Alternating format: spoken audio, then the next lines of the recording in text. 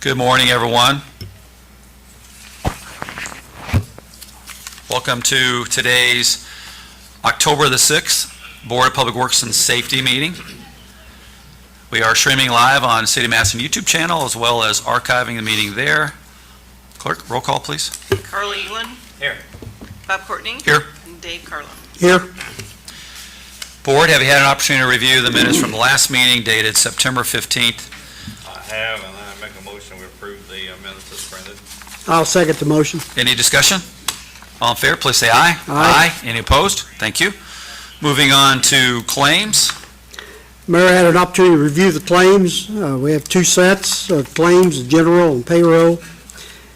I'll make a motion that the claims be approved as submitted. Second David's motion. Any discussion? All in favor, please say aye. Aye. Any opposed? Thank you. Moving on, no adjustments or unfinished business. We'll go straight to new business. Hannah, would you like to discuss the special event permit application changes and maybe a little background information for the board? So you should have the new application in front of you. What we did is we formed a small committee. It involved the police department, the fire department, street department, and parks department, and myself to talk about some changes to our event plan. The event plan that we did have online was very long. Every time Gina would print it, it was about 36 pages long, and it was just tedious work that I had to go through. You had to repeat answers, you had to put in details, and one of the concerns that we had was a lot of times people would just put something random in just to fill in the blank, so we wouldn't get full information that we needed. So we worked to look at our events that we have here in Madison, and then to break them down by tiers. Mindy, can you scroll to that, please? Thank you. So going forward, events will be broken down by tiers. We have 3 tiers. So tier 1 events are events that are under 500 people, and they just require the use of a city building or a parks facility. It's no street closures are involved in that. So what they would have to do is they would have to provide their certificate of insurance of $1 million, and then they fill out their facility use form. These will all be downloadable on the website, so that should help to mitigate some issues.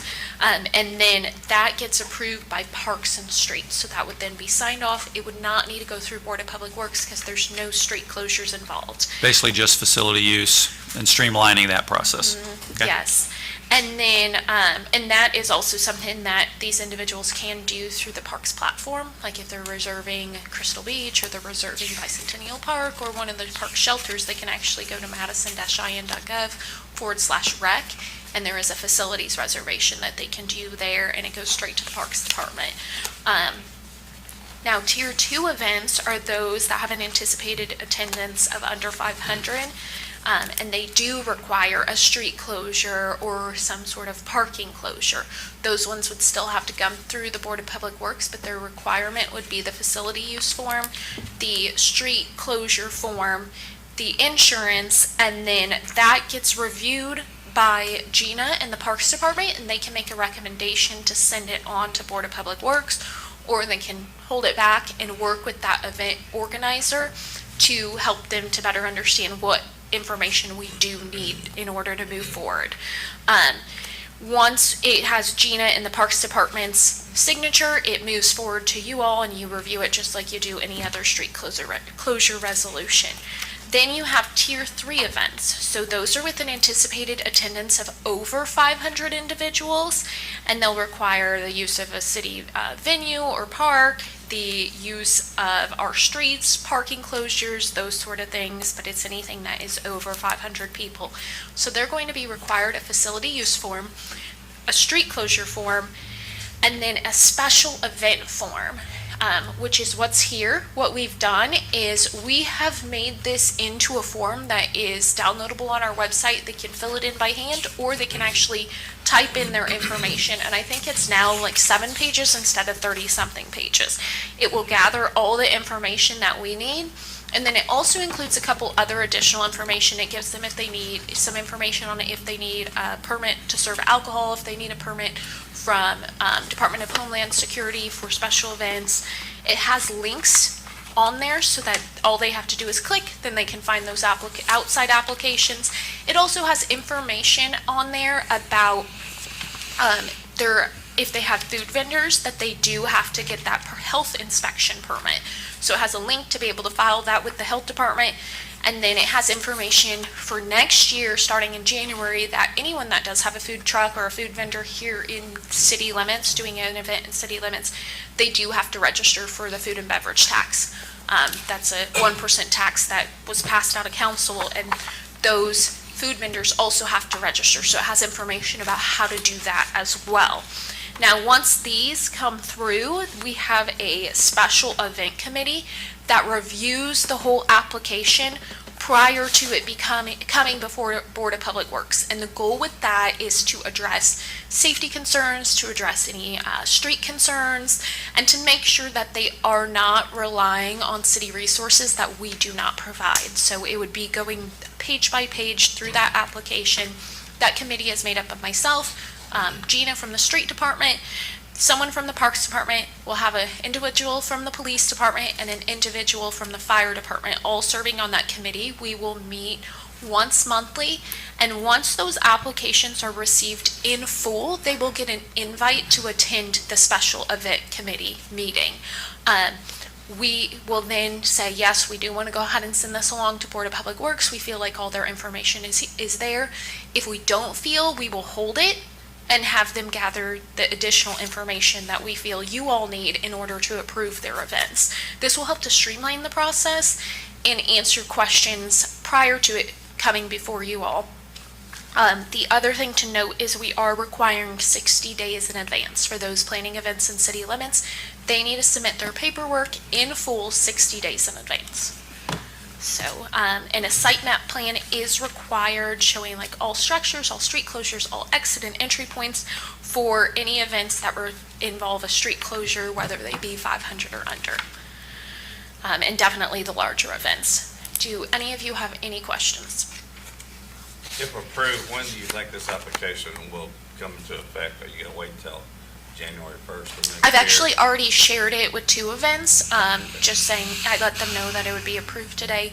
One of the events is on the calendar for today. It's on the agenda, the Halloween Festival. So we want to make this live for any events that haven't submitted their paperwork yet for this year. And then definitely next year, all events will have to move forward with using this event application. The other one is no longer available. So it goes into effect immediately upon approval? Yes. Yeah. I've reviewed it. I like it. I think it's like you said, streamlines the process. Just a lot of detailed information. I've always said as long as I've been on the board, we approved the street closings for festivals and events, but yet we didn't have any information provided to us about what was actually happening in that footprint. So then we started with the first procedure, and I think it worked well, but like you said, it was long and cumbersome, and but it gives us more information, evacuation plans and emergency procedures, emergency contacts. So I really like the streamlined version. That's my 2 cents. As Dave was saying, a couple years ago, we introduced an actual event safety plan requirement because, as you know, we approved dozens of events that happen in our parks, on our streets, in our neighborhoods, all throughout the course of the year. And we wanted to make sure we had the proper focus on event safety. That was a couple years ago. That was the first plan that went out. It was a little bit cumbersome, but it did provide more information. It also prompted the event organizers to also have a high level of focus on event safety. But it was very cumbersome. But we tried to create a uniform process. I think this is the right time to have that second generation of, now what have we learned? What are the takeaways? We continue to have just phenomenal events across our community almost every weekend, but there needs to be even more structure applied to it. Event safety is still critical. We have events everywhere, and in some instances that we can't entirely protect the footprint, but we're getting smarter about it. We're also making infrastructure investments that would accommodate better event safety. The grants we've received from JCBT, for example, our eye toward the bollards when we're doing a street design. Can we do something knowing that that may be part of an event footprint? These are really, really important things, but we still need to continue to elevate preparation, as well as an eye toward the event safety. Planning, sometimes things are rushed because we just got the application, so let's squeeze it in, and we're trying to slow things down, but also make the process more effective while we're getting some efficiencies out of it. So appreciate the work you guys have been doing on this and the conversations that the team that Hannah had mentioned are having, and there's still more to come. We're still trying to just get better at this and make sure that our footprints are safe from a lot of different threats, candidly, that happen all over the place, that we've been fortunate to have had minimal, but we have had our own experiences here with event threats that resulted in harm and danger to our residents and visitors who are here. So I'm very happy to see this, and I know you've been working really hard on it. Yeah, I hope we can get the information out to especially the large festival organizers. A lot of times right after the first of the year, we start with street closings. So give them time to plan and prepare to fill these out. Yeah, and I'll add Yeah. that the information about the tiers, which isn't in front of you, that will be on the website after approval today. And then this will be live on the website, and most of those events start with Gina, and she has access to Right. this. Okay. So And she every now will and then, immediately send it. the environment changes, so we're continuing to have events while we're doing major construction on our Main Street. And we work around that with an eye toward safety, and we put in more devices, control devices to help regulate traffic, and more police presence, and just more situational awareness on, safety for our pedestrians. Cars are going to be fine. It's the people that are on foot that are in danger most of the time. Any other questions? Any comments from the audience? I know we have a couple of event organizers here in the audience today, and Tony is here with Mad Hop, and Andrew is here representing Visit Madison, Inc., and Brett is here with the Parks Department. They're all here talking about cool things to do in Madison, but this actually, I think, pulls it all together from a safety perspective, and that's what we're trying to do first and foremost. Questions? I'll move that we accept the modified special event permit application and the requirements as outlined by Hannah. I'll second your motion. Any discussion? Comments or questions? Anything else to add? Nope, thank you. All in favor, please say aye. Aye. Any opposed? Thank you. It's really good progress. We'll get there. Next up, Brian, you're here to talk about a Commonwealth Engineering task order, and Rob Bellucci is also here representing Commonwealth. Yeah, I'll go over the task order, and then I'll have Rob kind of give you guys an Okay. update on the Wells Drive lift station and everything. This is CEI task order 2025-04 for the wastewater department to perform smoke testing within 4 areas outlined on the attached smoke maps that we gave you. Area 1 is just west of State Road 7 and north of Green Road and south of Monroe Drive, Rabbit Lane. And these lines all feed Wells Drive lift station. Area 2 is Oak Hill subdivision. Area 3 is west of State Road 7, north of Clifty Drive and south of Crozier. And then Area 4 is Baroma Meadows and Madison Mobile Village. It's just the project. All of that area is served by the Wells Drive lift station? Yeah, and that's not all the areas. That's just the ones we're smoke testing. What is the footprint that feeds into the Wells Drive lift station? It's pretty much Sounds very everything- comprehensive. Yes, it is. It's pretty much everything north of Clifty Drive and west of State Road 7. There are a few outliers there, but that's pretty much it, which takes in pretty much all the businesses and a lot of residential, and that's why we're upgrading Wells Drive lift station, because it's not coming to the point where it can't handle all that. Gotcha. And we're still building. We're still building and adding growing out stuff. there. Yeah. But, Question, yes, sir.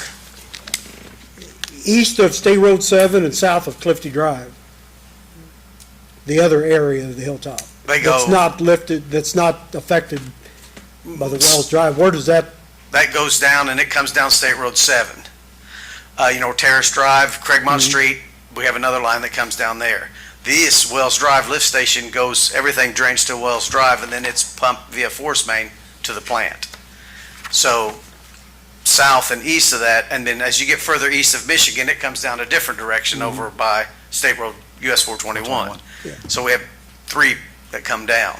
But there's some little outliers that may drain one way or the other, but that's pretty much the areas. Is the other primary lift station the one down by Crystal Beach then?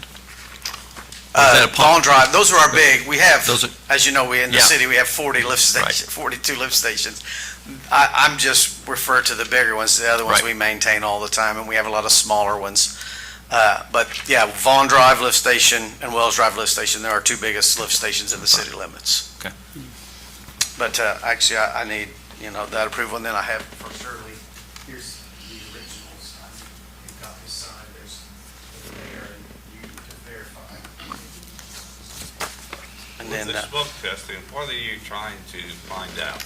well, smoke testing is done on sewer lines, basically to locate leaks, cracks, improperly sealed connections, points of cross connection with storm drains, which means like if in your house, you've tied your sump pump into our line, which is illegal, then it helps detect that. It does happen, huh? Yes, it does happen. Yeah, it happens quite often. And that's partly true but downtown because we used to be a combined sewer city. We're no longer, technically we still are, but we don't allow Right. connections from storm sewer. It just inundates our plant and our system and, You only treat stormwater. exactly. That's exactly right. Because everything that goes to the plant gets treated and it just costs more money. So anywhere the smoke leaks, Correct. that's where we're getting rainwater and surface water Right. infiltrating the system, Yeah, and just we like- need to close those up. So. Right, and you can see it coming out of the ground. If you see it coming out of the ground, then you know you've got a busted pipe. Yeah. So that's someplace you either have to line or repair. And then once you do that, you eliminate less stormwater going to your lift station, so it doesn't hurt it as much. I know years ago, there was a spot on the hilltop where the drainage was very poor, and a lot of people had their storm drains off their house going actually into the Yeah. sewer system. Yes, And, that, I'm sure that still occurs. That's what we're trying to find. Will any of the smoke enter any residences? It could. We're gonna, later this week, I think, we're going to put out notifications to people in these areas, give them a letter, and then maybe door tag some of them to let them know. Because if smoke's coming in your house, you've either got a trap that's not got water in it, or you're illegally tied on. Yeah. One of the two. Yes, and we also coordinate with the fire department. Yeah. We'll let- Brian, give an overview as to what this is building up to. So Okay. we did the first task, which I think was flow testing, right? Yes, flow testing, Okay. smoke testing, and that's why I brought Rob. He's gonna tie all this together. You're up. Good morning, Rob. So yeah, phase 1, we put the flow meters in up in the same area. And we had some good rain events while the meters were in the ground. And it was very obvious to us that we had clean water getting into our system. Just based off the number of connections, we know how much wastewater we should have, right? Okay, so wait a second, clean water getting into our system, Rainwater. rather than the wastewater? Correct. Okay, And it takes up capacity at the wastewater plant. Right. It costs more to treat, and it fills up the plant faster. Now that we know we've got an infiltration and inflow issue, phase 2 is to try to pin down these areas where the water's getting into the sewers, and that's where the smoke testing comes in, okay? and Rob, does it work the opposite too? With a high flow event, we have wastewater getting out of the line? Not generally? Yeah, Okay, you so we're have, not- you have permitted, Wells Drive, for example, still is a permitted CSO. Yeah, okay. When there's more flow coming to that lift station than the lift station could take, it burps, right? And that's how your system was built. And we did a project 8-10 years ago where we addressed some of those areas, but we knew that we always had to come back and eventually address Wells Drive. Well, now we're there, right? With So the in goal this- to eliminate that. Pardon? With the goal to eliminate To the burps, the with the goal to contain them to the limits that IDEM requires you to Okay. contain them, okay? Yeah. We can't do anything about an act of God event, right? The system can only take so much, the treatment plant can only take so much. Right. But IDEM puts requirements on your utility such that during certain specific rain events, you got to contain everything. And this is part of that effort, okay? The smoke testing, we'll do the field work, we'll do the legwork, work with the utility staff on that. It's going to culminate in a document, a written report that identifies these incident areas, locations where we may see smoke coming out of the ground that tells us somebody's lateral on their side of their property is leaking. Or we may see something coming out of a downspout, which tells us it's connected to the sewer system and it shouldn't be. So when we're done with the effort, Brian will have a report that identifies all these locations that then, as time allows, his staff can then go and address them individually and start crossing them off the list.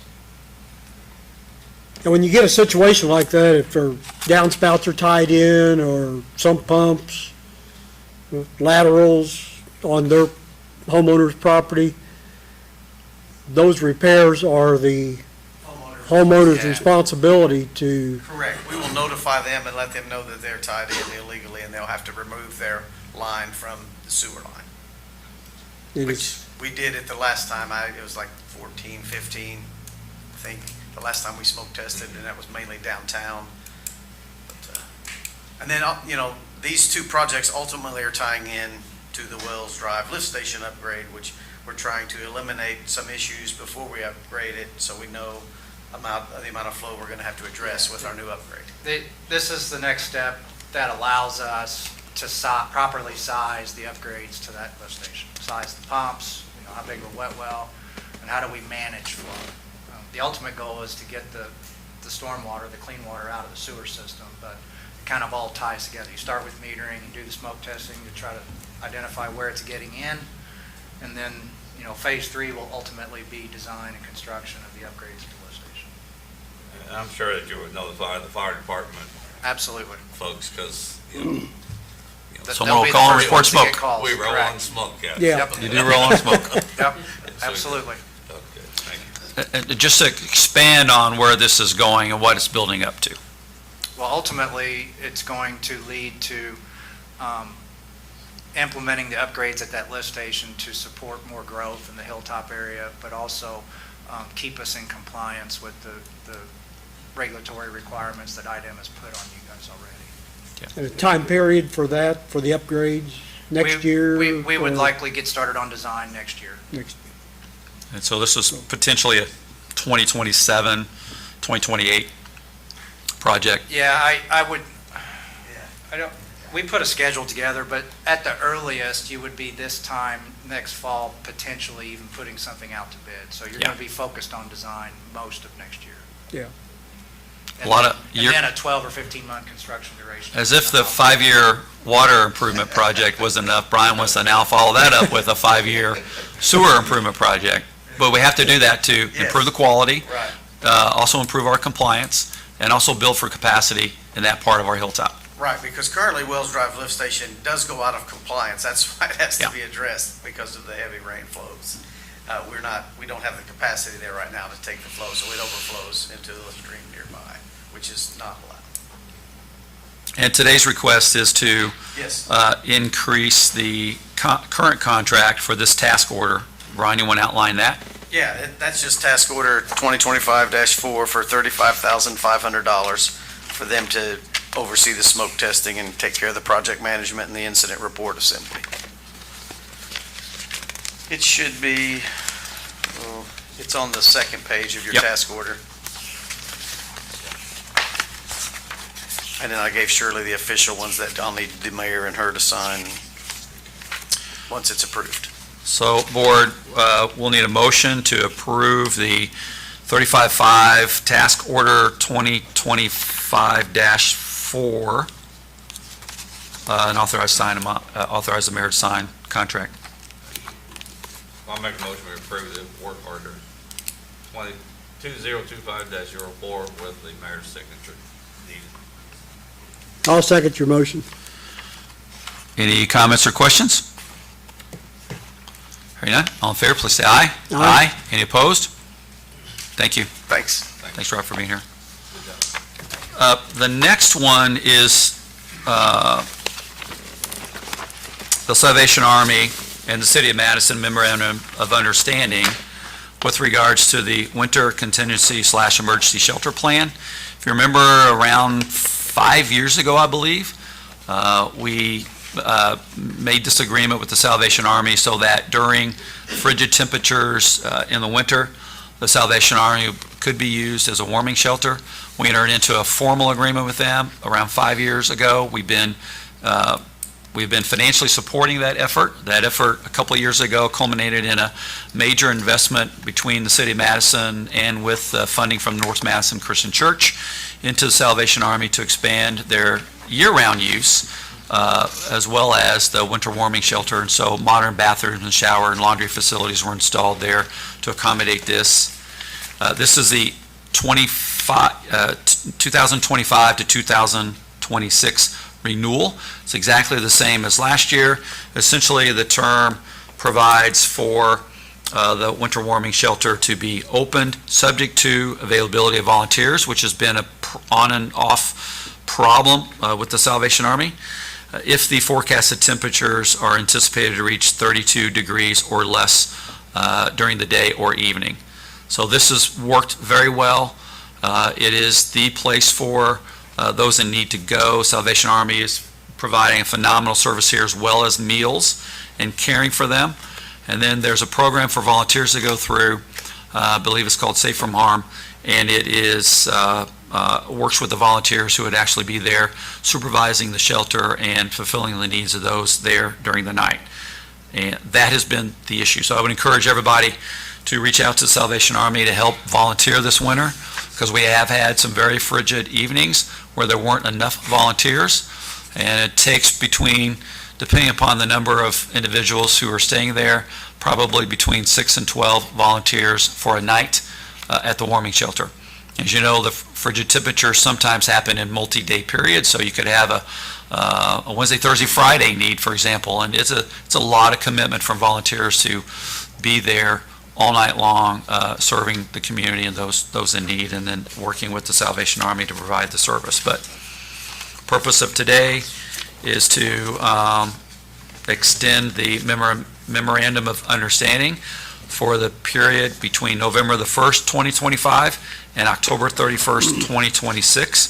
We've already worked this through the Salvation Army, which is an Illinois corporation. So I would entertain a motion to approve an extension of the MOU for the 2026 winter season.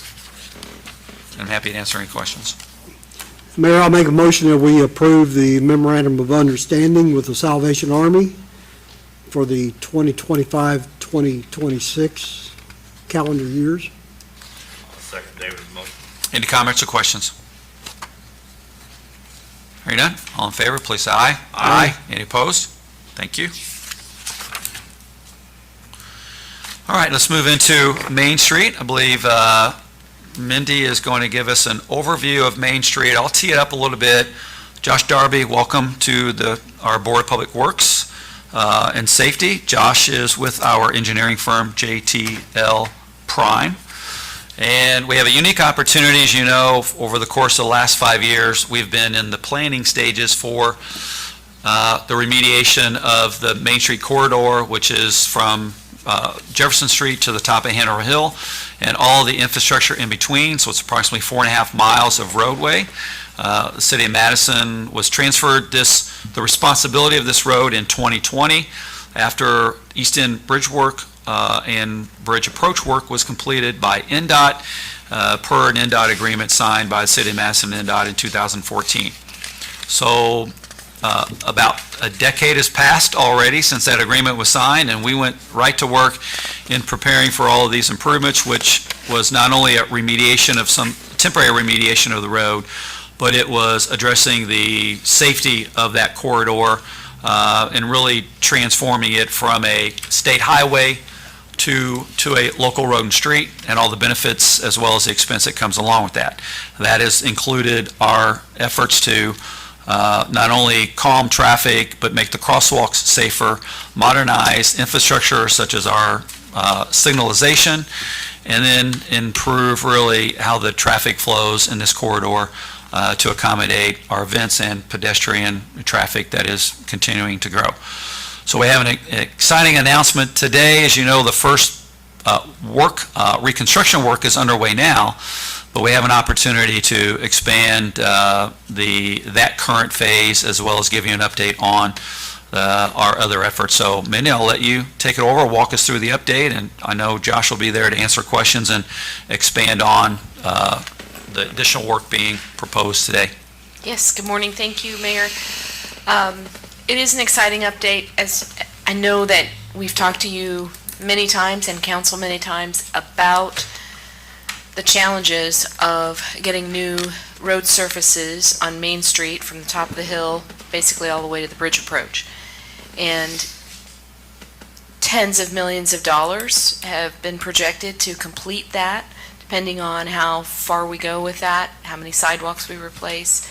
But we felt like focusing on pedestrian safety and traffic safety was the goal.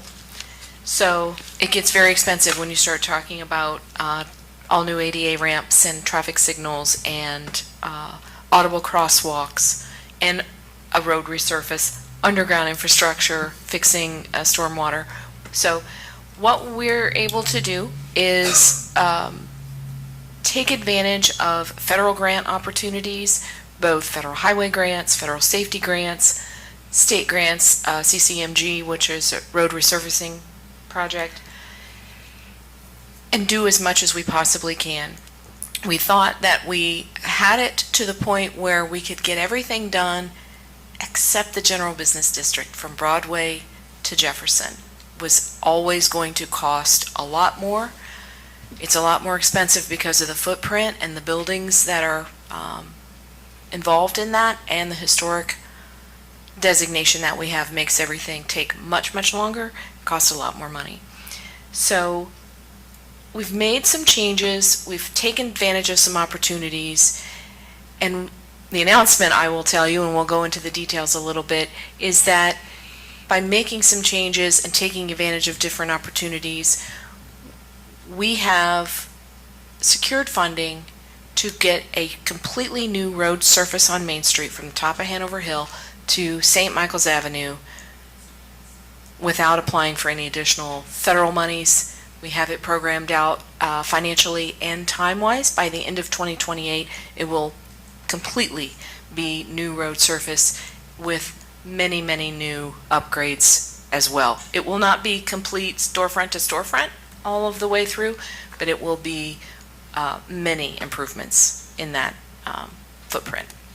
So if we could talk through this a little bit, and I'll give you a little more details, and I will tell you it is complicated. So between the mayor and Josh Darby from Jacoby Toombs and Lawns here, hopefully we can answer all your questions and make it make sense. So Main Street Phase 1 is what we've always referred to this footprint as. That's the top of Hanover Hill to McIntyre Street, the incline bridge. Nothing has changed there. We received it was a $5 million project, received a federal highway grant for that. We have a 20% match on that. We have already started spending on that. The PE phases of that are 100% our cost. We have not gotten into construction yet, so that project is ongoing, and that gets us to the incline bridge. What we're calling Main Street Phase 1A is the improvements for safety, traffic, and incorporating some things for the new trail on the west end. So we had already in place sidewalks that would take us to the trailhead, putting in a crosswalk, changing that gateway around so that it makes more sense and is safer, upgrading to the lighting. Now we have added, we had applied, by the way, for a federal safety grant for this portion and did not receive it. So we had to take another look at the funding, and in doing so, we're going to pick up another $180,000 in expenses, but RDC will fund that along with what they're already funding for the rest of these improvements. So this will connect us to the trail across the bridge. And I'll just mention, on that end, there are no sidewalks. So we'll continue the sidewalks all the way to the trailhead On the north side. on the north side. And there'll be traffic calming crosswalk safety features there as well. That's a busy gateway into Madison. And it's also a lot of traffic that goes back to the golf course, the sport courts, the Elks Lodge, and there's residential right around that area too. And it's not designed very well. This is intended to correct that and make it much safer. It will be much safer, and it's an actual gateway, so making improvements that welcome you to Madison as you come in town will be a part of that too. Okay, next. This is just a rendering of, and we've shown this to you before, of that walkway across the bridge that will connect to that trail.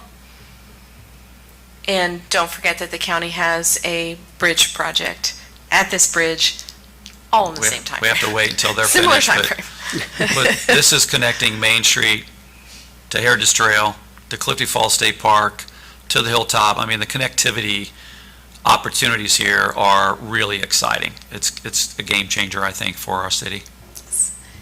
So what we call Main Street Phase 2, because we also received a federal highway grant for that, takes us from McIntyre Street, the other side of the bridge, to Mill Street. Don't forget, county has a bridge project on that incline bridge. Still same time frame. Yeah. A lot going on down there. So this phase, again, nothing has changed. We received a federal grant for that, $7.8 million from the federal monies, and we will have a 20% local match on that for, we're re-estimating. I've got 9.8 in here. Originally it was 12. We have made some changes. We have reduced some items. We basically threw everything and the kitchen sink into that federal grant application, because if we needed to do it, and we weren't sure exactly what we were going to find when we started working, we wanted to have the funds to do that. In the meantime, while our engineering team has started doing some of their assessments and we have taken another look at it, we've deleted some things. We had brand new mast arm signals funding in there. We've taken those out. We're going to upgrade what we have. We've tried to take advantage of some cost-saving opportunities and lower the cost of that overall project. So we're using 9.8 right now. They are in the process of updating their estimates, so I'll have a better number for you. But in general, we're saving some money in that footprint, and that allows us to do some other things.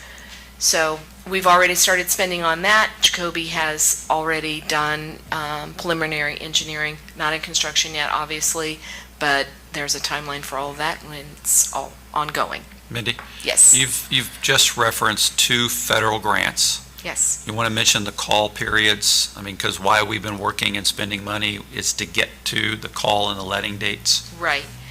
Josh can help me because I can't remember all these letting dates off the top of my head, but we applied for Phase 1 federal, I think, in 2020, and were awarded either late 2020 or early 21, and work began once the Which was contract. a call date of, The letting date for Phase 1 is September of 2026.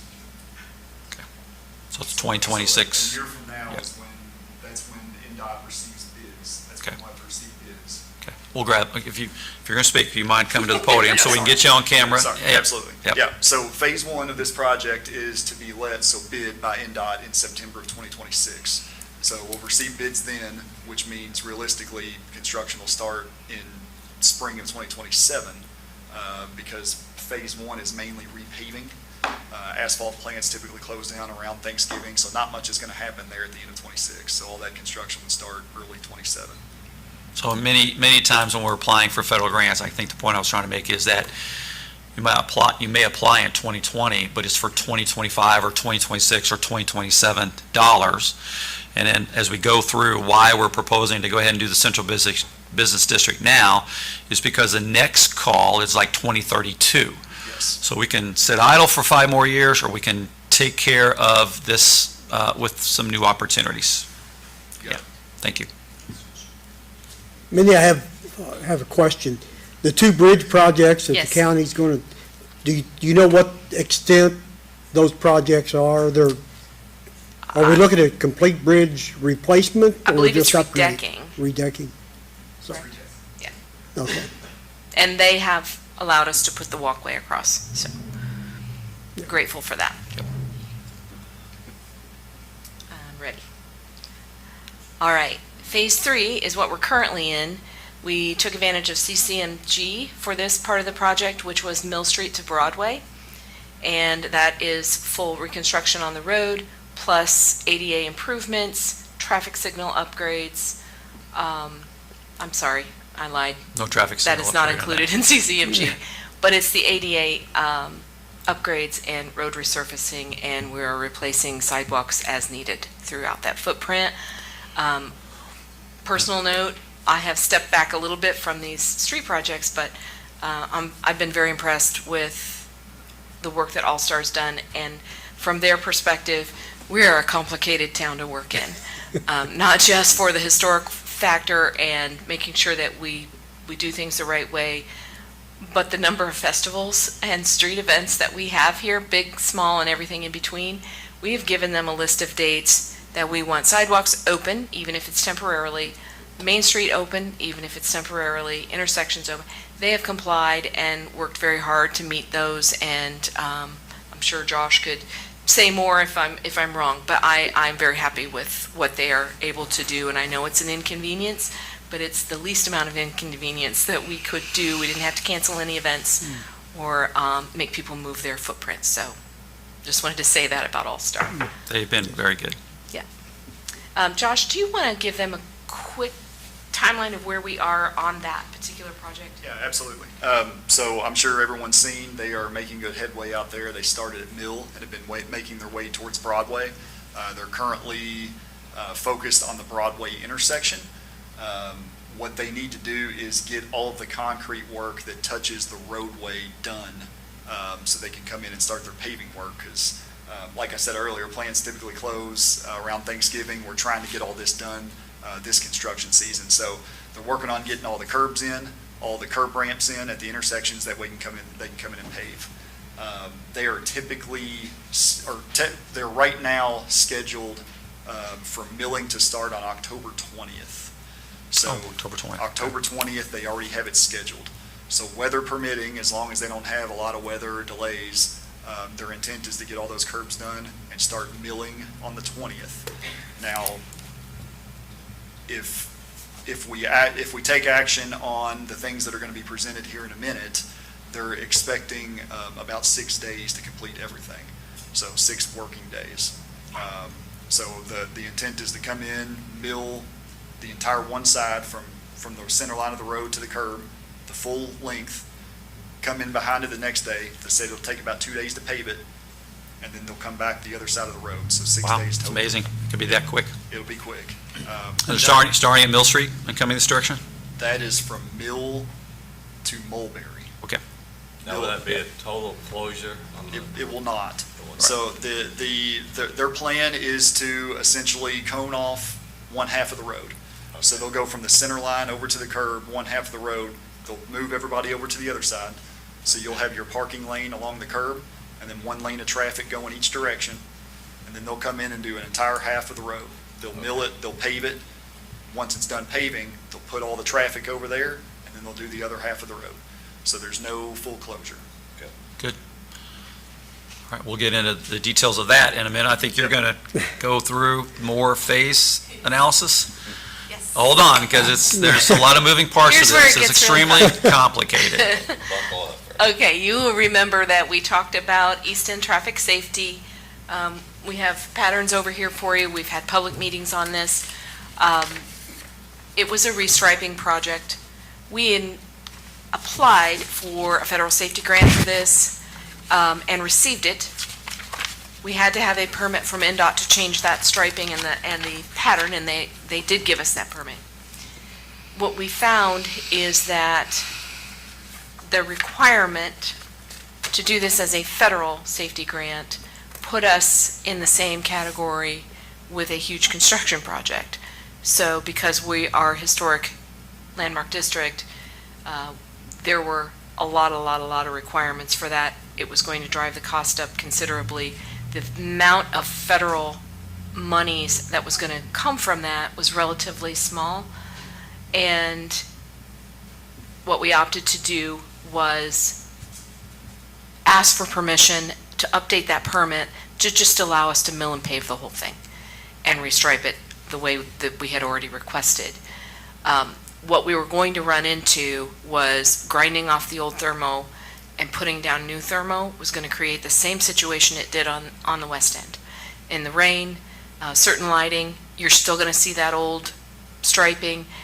It's confusing and dangerous, so we opted to mill and pave the whole thing and restripe in the new striping pattern. And that you have documentation in front of you today for approval. That was also a quote to add to this current project. So that extends the paving. This is actually from Mulberry all the way to St. Michael's.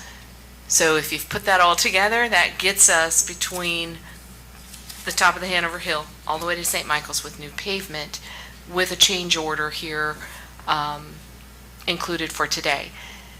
Funding wise, and we'll talk a little bit more about funding details in a minute, but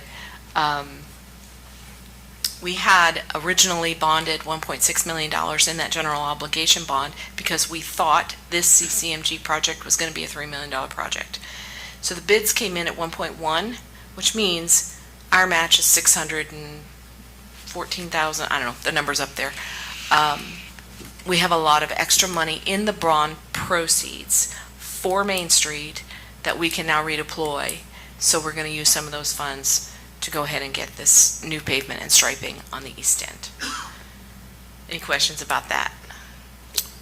Just one question about Main Street.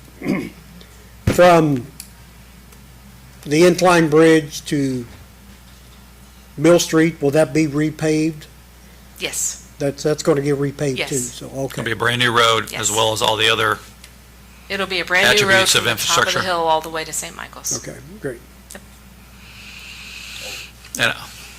What streets will have the bump outs? Are there any more than what we have right now? Yes? no, not in what we're discussing here. Not on east, Okay, no. but on the west. In the footprint that we own, yes.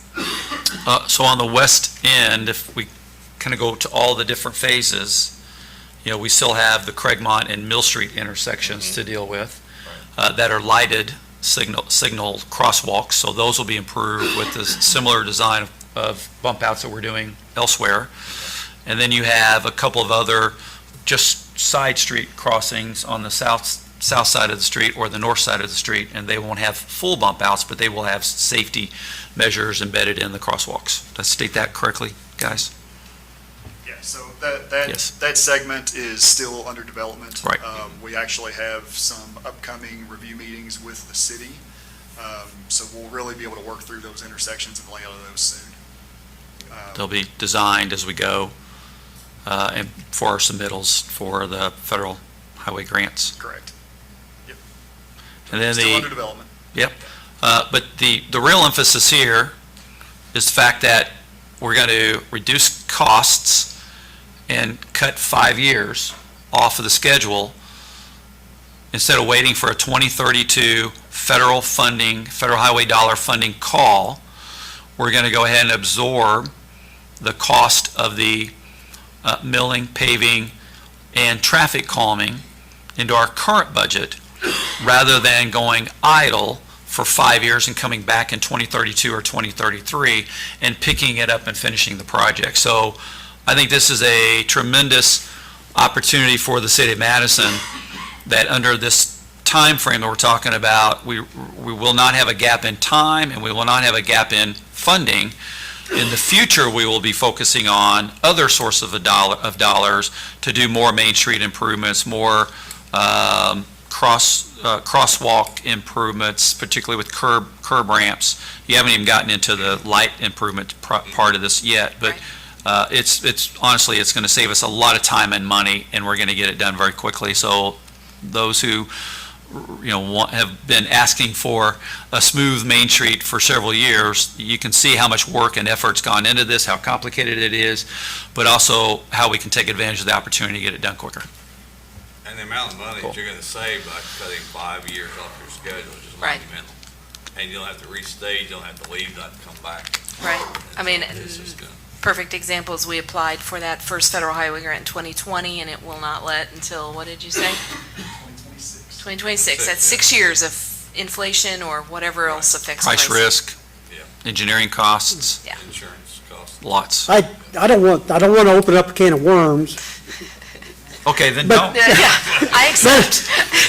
but the biggest question, or the most comments that I've received about the ongoing project is the bump outs. And I understand that there's requirements for bump outs when you receive federal grants. So maybe you or There's not a requirement for Yeah. bump outs, there is a requirement for For- accessibility. Accessibility. pedestrian Josh, safety and elaborate on that. Yes. and maybe for clarification, maybe you could kind of explain that a Yeah. little bit. I'm going to let Josh talk about that in terms of the sizing. I just wanted to make one comment, because I have heard comments that we're losing all this parking. Yeah, The bump outs are designed within the areas that were painted yellow. We did not go outside the lines that were painted yellow. You weren't parking there anyway. right. So there's no parking loss. And I think that's one of the misconceptions about these bump outs. I you agree. know. I walked down to Broadway last night and stood there, and it does look quite large, but if you walk and look at the edges, some of them are well within the yellow. I mean, that was intentional. And the purpose of the bump outs, that's, I think people need to understand, for safety and, Yeah, so, traffic calming and pedestrian safety. That's Yes. the big reason for the bump outs, right? So bump outs were actually identified in the Main Street Master Plan that was adopted several years ago. It's on the city's Around website. 2020, I think. 2020, okay, so 2020 established a master plan for Main Street. There was a lot that went into that. There was public involvement, there were a ton of people Steering involved, committee. steering committee, a lot of different things. And what was identified in the Main Street Master Plan was bump outs. So this is something that's been in the works since 2020. The purpose of the bump outs, as we talked about, is traffic calming and pedestrian safety. We've talked with the police department, we've talked to a lot of different people. Speeds on Main Street is an issue. And pedestrian strikes or near strikes is an issue. What you see out there in these intersections they're massive. I mean, Main Street is 60 feet wide from curb to curb. A lot of these side streets were 40 to 50 feet wide from curb to curb. I mean, those are just massive intersections. It takes a long time for a person to cross that. And a lot of these intersections are not stop controlled. So you've got people trying to cross a massive, busy intersection with no stop sign, nothing to stop traffic. So bump outs, what they do is, for one, they narrow the road a little bit, which whenever you start narrowing the road, it feels a little more claustrophobic, tends to slow vehicular traffic down. Another thing that it does is it reduces the length of the pedestrian crossing. So instead of having to cross 60 feet of roadway across Main, now you only have to cross 40 feet, right? So it gets pedestrians out of the road quicker, much safer for them, much more visibility. So with the bump outs, I know there's been a lot of questions and a lot of commentary about it. Like Mindy said, there's no parking that has been eliminated with the bump outs. They're within no parking areas already. All different types of vehicles that traverse those intersections were considered. We actually, I think the fire department had some questions, so we were actually here a few weeks ago in the fire department's truck driving the intersections because they had some concerns about, can we traverse these intersections?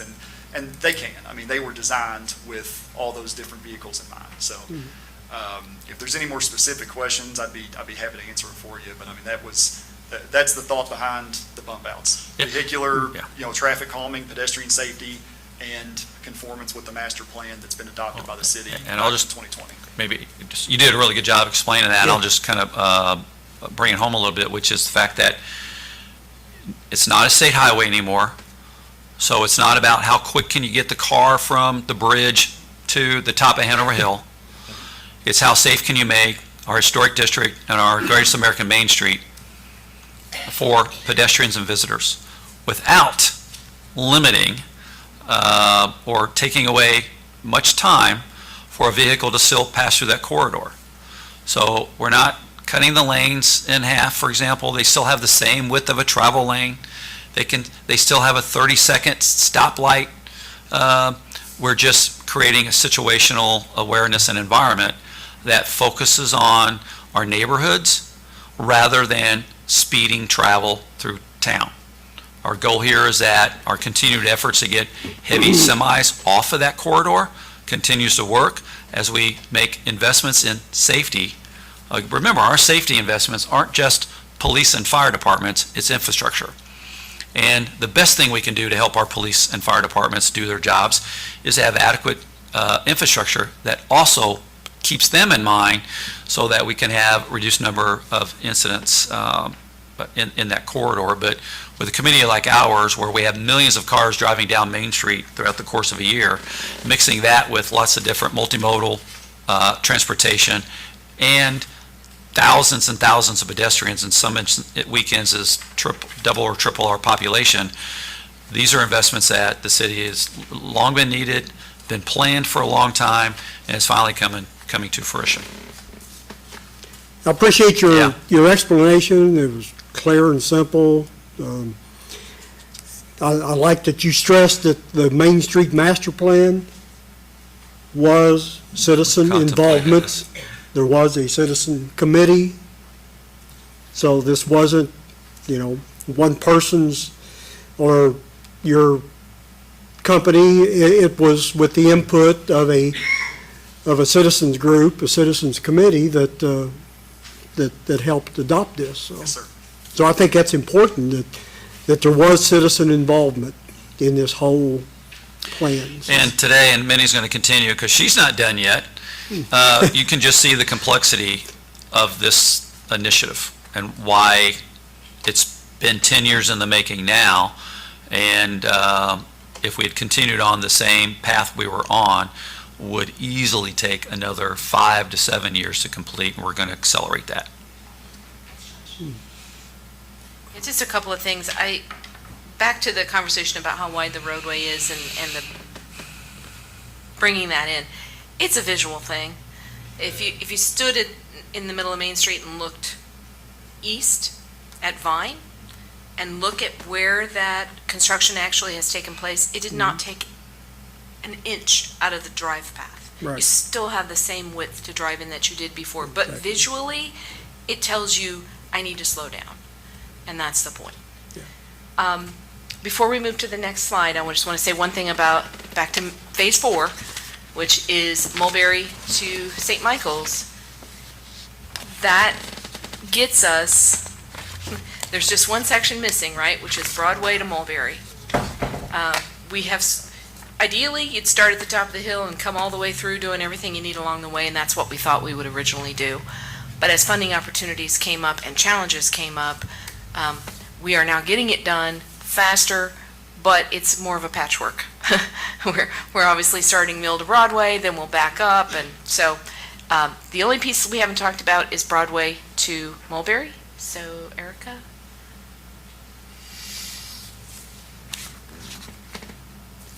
All right. So, again, using funds from the proceeds in the general obligation bond that were not needed for the CCMG, we have a quote, I believe is on your packet today, again, for milling and paving from Broadway to Mulberry. And this will also include a much-needed and asked for, and frankly, very common sense, crossing from the city parking lot to the comfort station. That it only makes sense to us if you have a public parking lot and a public facility across the street from that you would allow people to move across safely. So this will include the crossing and then the lighting to warn drivers that people will be crossing there to get over to the comfort station and back and forth. So there'd be yellow flashing. I believe that's what we're doing, right? Yeah, if you, I don't know if you have the drawing in front of you there, but if you, I see it on the screen here in the top left corner. Uh-huh. That's an example of what's out there. But see it's that. essentially right by the curb ramp. Pedestrians have an opportunity to come push a button. When they press the button, yellow flashing lights start to warn vehicles that, hey, there's a pedestrian in the crosswalk. So it just calls everyone's attention to the fact that you're going to be crossing the road there. And I may There'll be invite, one on each side yeah. of the So there's road. a pedestrian button. Yeah, there's an actual Engage it. button that you Okay. push to engage it, yes. Okay. this is a pretty natural crossing. It happens all the time. Andrew Forster with Visit Madison is here. Andrew, you want to give some remarks relative to the importance of a mid-block crossing there? We don't have any mid-block crossings, I think, that are legal like this one. There's a lot of people that cross mid-block, and we call that jaywalking. And you remember that term, jaywalking? Is this still a crime, Chief? I'm sure I'm sure there's a lot of citations written for When was the jaywalking. last citation written for jaywalking? Yeah, we see a lot there, and now that we've had Comfort Station staffed, that partnership has just been phenomenal, working with the city to have that staffed, but our staff there says we see people all day, every day crossing there, needing a safe place to cross. And some of the numbers I just want to share with you, since June 1st through September 30th, during the hours of 9 a.m. to 5 p.m., we have had 18,811 visitors to that Comfort Station. 4 months, we have seen about an average of 1,000 people a week coming in there just in that 9 to 5 time period. And a number of those are crossing the street, or they are hoping to cross the street. And they look at it and they go, well, I guess I'll go down to the traffic signal. And so I wanted to be here today to voice my support and appreciation to the city for considering this mid-block crossing, because I think it's very important. Well, it helps the businesses that are on the south side of the street. That's right. We have a parking lot on the north side of the street, but not a safe way to get across the street. There is a corner there, but it's not marked.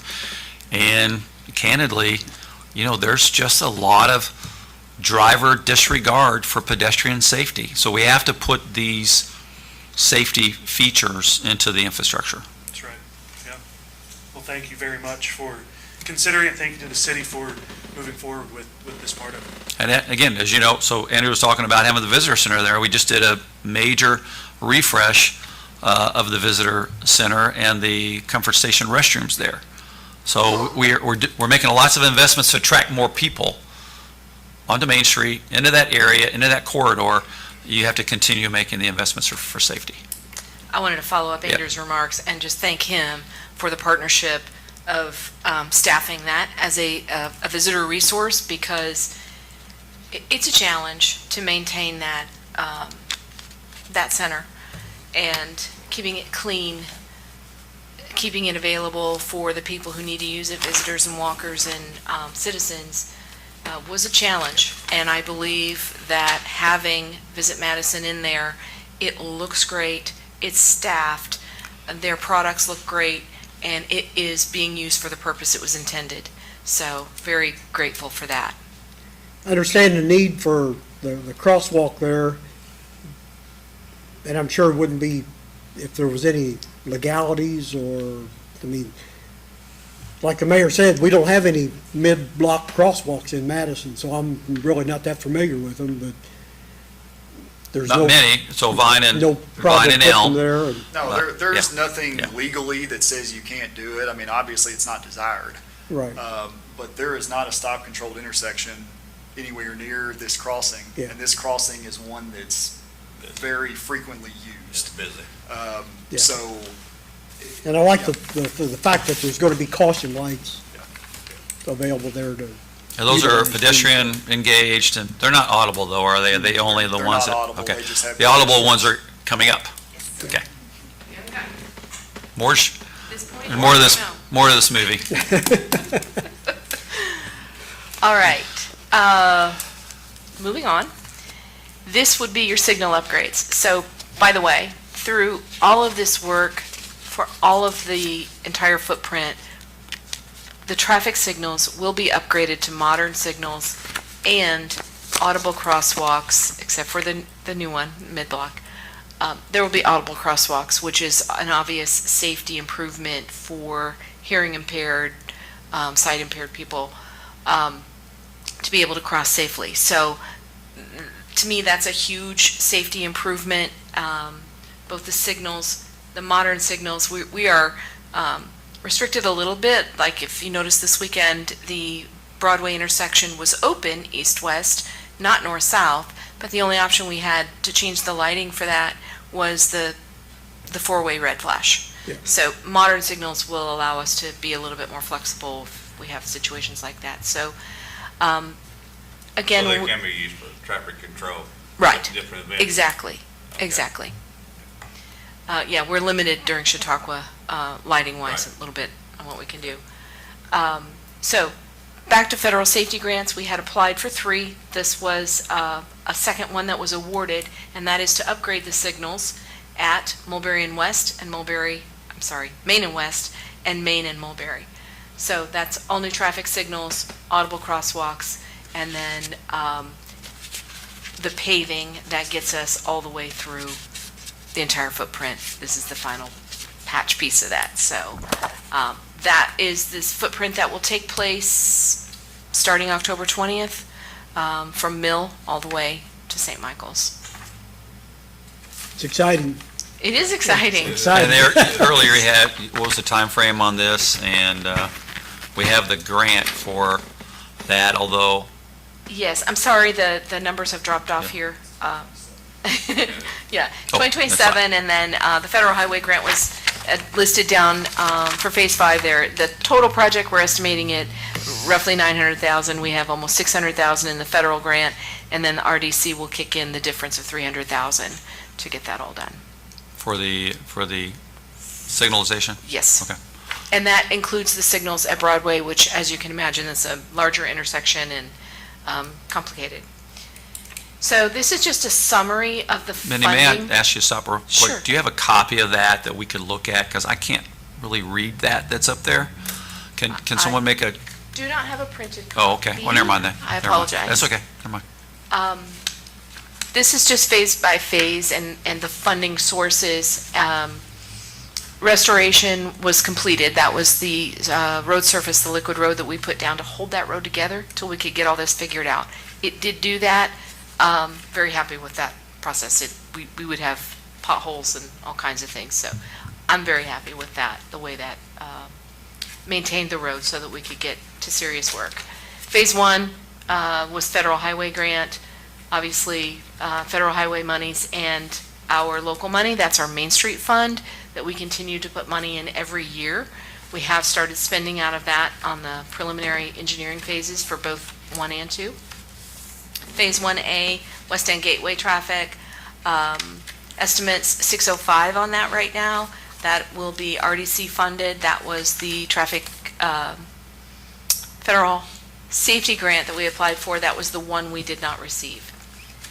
Phase 2, McIntyre to Mill, that's the other federal highway, currently estimating roughly around 10 million, and then federal highway money and local dollars through local Main Street Fund.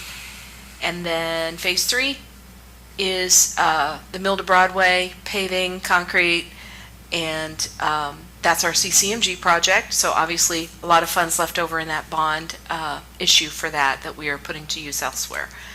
Mulberry to St. Michael's, that's paving, East End traffic safety, and that is the piece that we'll take out of the GO bond instead of using the safety grant. And so we'll be returning that. It was a relatively small amount of money. We'll be returning that, and we'll pay for that on our own. And then the new section is Broadway to Mulberry paving and the mid-block crossing. That's also out of the GO bond.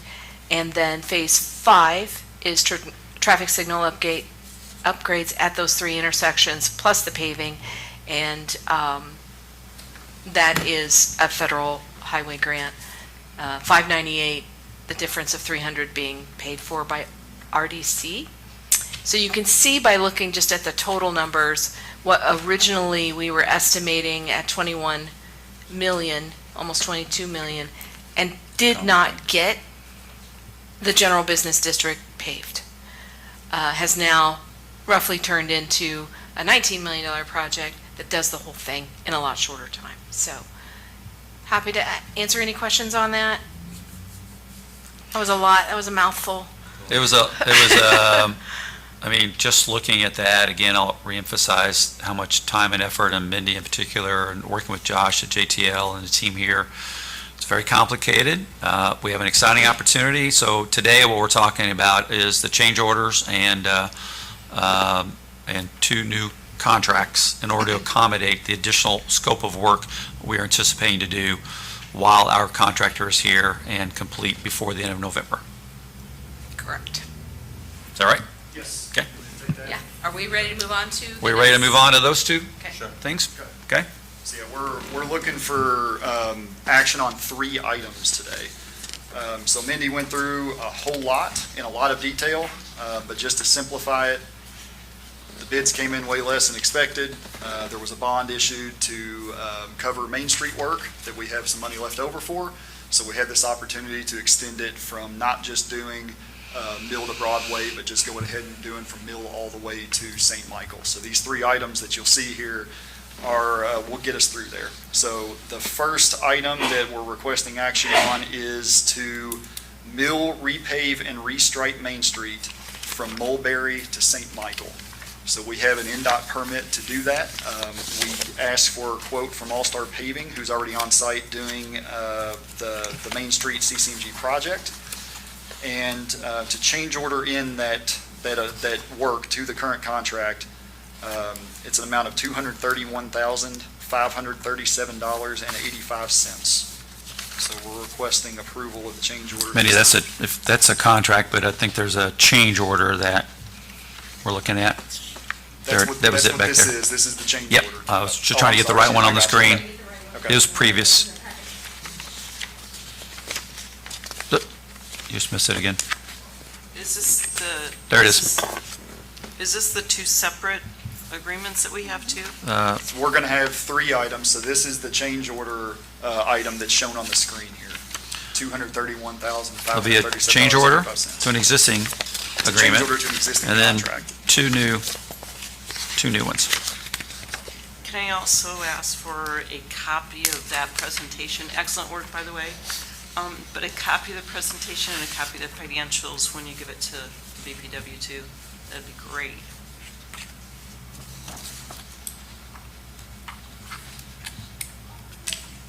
I'm not sure that I have that. So,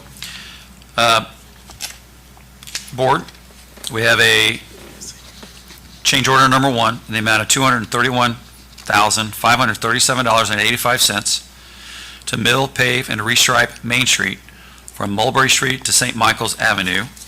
JTL has taken this, did we do quotes on this one, or do we just change, we're change ordering this? This one is a Yep. change order, so it Gotcha. did not require quotes. And it will be change ordered into the existing Madison 2025-1 Community Crossing Matching Grant Funded Street Paving Project with All Star Paving. So I move that we approve the $231,537.85 change order. I'll second your motion. Any discussion? Comments or questions? Hearing none, all in favor, please say aye. Aye. Any opposed? Okay, the next item, I've got 2 more items here, and the reason we had to do this is because of state procurement regs. We're only allowed to change order into a contract up to 20% of the original cost, which is why you saw that the action we just took was a change order into the current contract, but these other 2 had to be separate agreements. So per state regs, we had to request 3 quotes for this next scope of work. So the one I'm presenting right now is the paving of Main Street between Broadway to Mulberry. So we requested 3 quotes from All Star Paving, Saddam Contracting, and Temple and Temple. The low contractor, as expected, since they were already on site actively working, was All Star Paving. And the amount of their quote was $139,592. Just for comparison, Saddam was $211,320. So the All Stars Paving's quote was very cost effective considering they were already on site. So we would recommend award to All Star Paving for this scope of work in the amount of $139,592. Board, I'll recommend that we approve the agreement between owner and contractor in the amount of $139,592 between the City of Madison and All-Star Paving for the milling, resurfacing, and restriping project from Broadway Street to Mulberry Street. Second, Mayor. Any discussion, comments, or questions? Hearing none, all in favor, please say aye. Aye. Any opposed? Thank you. And then the final action item is for the mid-block crossing that we looked at and talked about earlier at the comfort station. So again, we requested 3 quotes from the same 3 contractors, All-Star Paving, Saddam Contracting, and Temple & Temple. Again, All-Star Paving was the low by nearly $11,000. So we recommend award to All-Star Paving in the amount of $49,928.35. I'll make a motion we approve that contract agreement for the amount of $49,928.35 with All-Star Paving. I'll second your motion. Any discussion, comments, or questions? All in favor, please say aye. Aye. Any opposed? Thank you. Great update, great progress. Thank you. It's exciting day. Oh my gosh, it's amazing. Saving a lot of years. I know that was a long, lengthy presentation, but with the comprehensive nature of it, I think required us to spend this much time with you on it, as well as take the action that we did. Moving on, we have a pay application. Minnie, do you want to talk about this? This is a pay application number 2.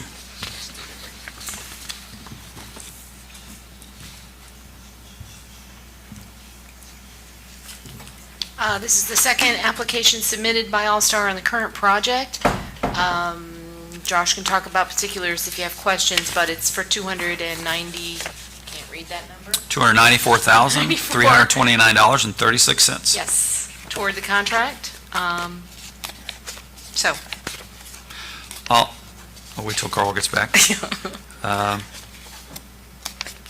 just talk about the progress for a little bit. We've had very good weather too, except for a few rain delays, but other than that, they have applied a lot of crew and resources to the work. They've also been utilizing a curb machine that has greatly sped up work, particularly the linear stuff on Main Street.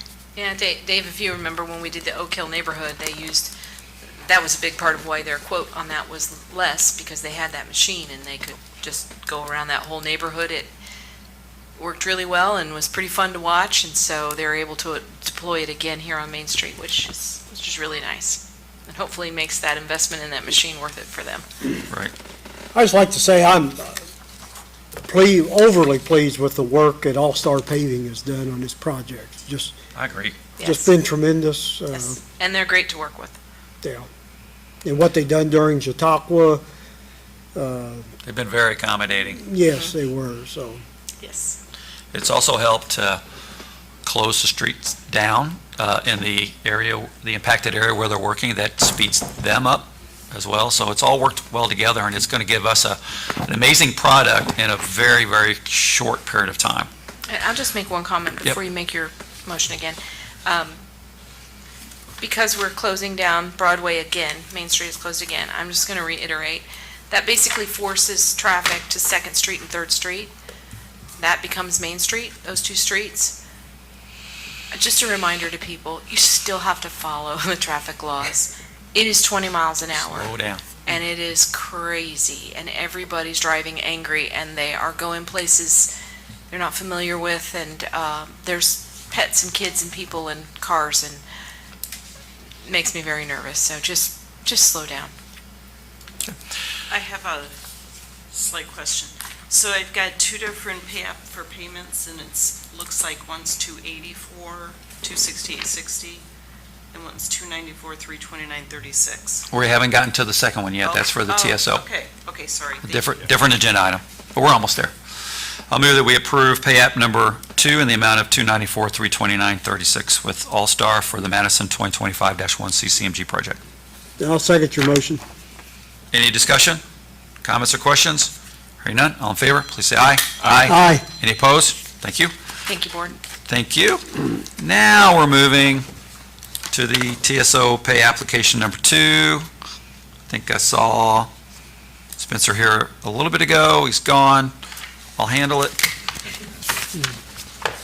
As you know, we are doing our TSO modernization project, and we've now moved to the improvements at the transfer station. If you drive up there, you'll see a lot of the drainage and the concrete, and, hey, Spencer. Mind coming up? You probably heard me mention your name. Welcome.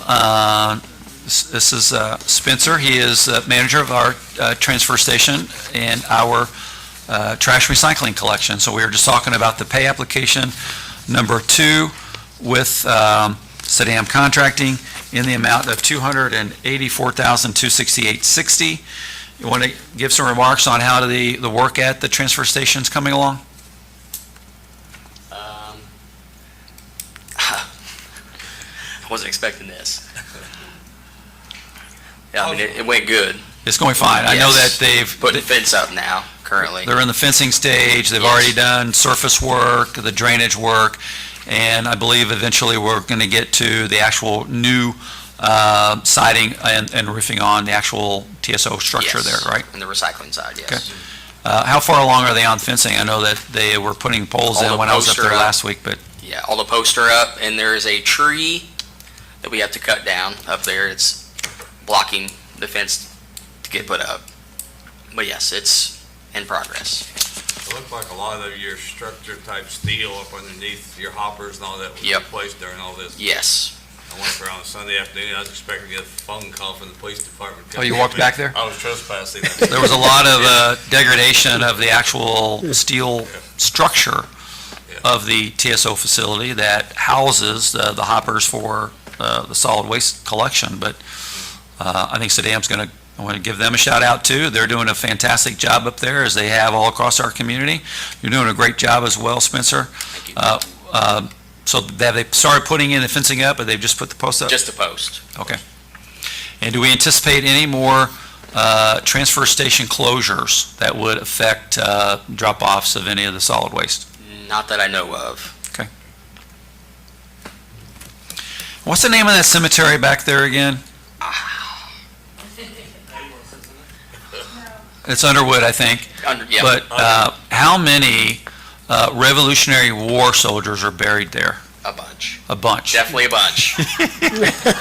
That's a trick question for the Yes. day. And you answered it the way I would have answered it, because I don't know either. But however, I do know that in Jefferson County, there's over a dozen Revolutionary War soldiers who are buried here. Some are down at the John Paul Park Cemetery, and some are up at the Underwood Cemetery, and a couple are in the rural cemeteries in our county. We should ask a genealogy expert if we have one in the room. Yeah. Erica, you worked on that when you were at the courthouse. Madison City Project Manager. Okay, all right. Keep up the good work there. TSO Board, do you have any questions for Spencer on pay application number 2? If not, we'll entertain a motion to approve it. I make a motion, we approve pay application number 2. I'll second your motion. Any discussion, comments, or questions? Hearing none, all in favor, please say aye. Aye. Any opposed? Thank you. Spencer, thank you. Thank you.